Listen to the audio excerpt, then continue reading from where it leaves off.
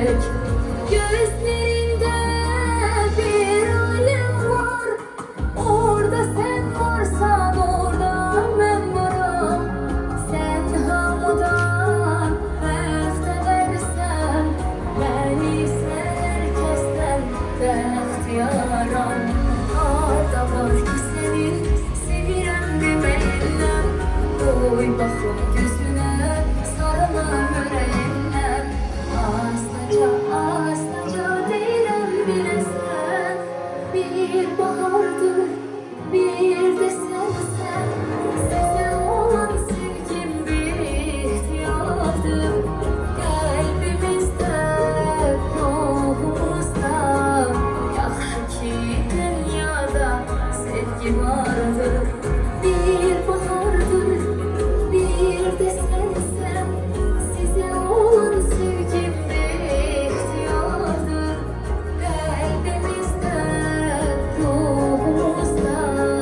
Yaxşı ki dünyada sevgi vardır.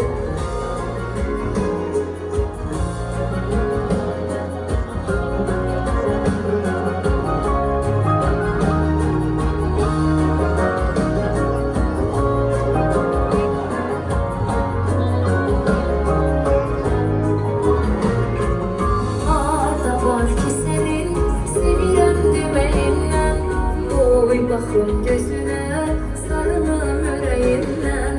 Astaca astaca deyirəm biləsən, bir bahardır, bir də sənsən.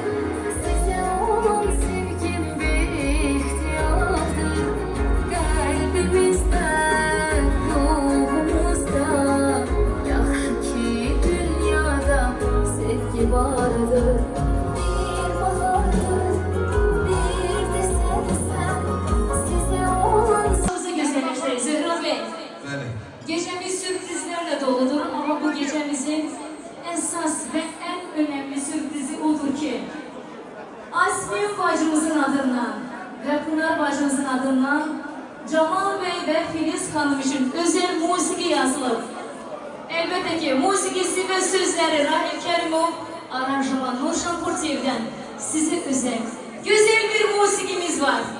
Bəli. Gözəl bir almışlar gelsin. Ürəkdən açılaq. Bəyimizə gəldinizə. Gözəl baldıyınlar da gözəl olsun. Ay maşallah.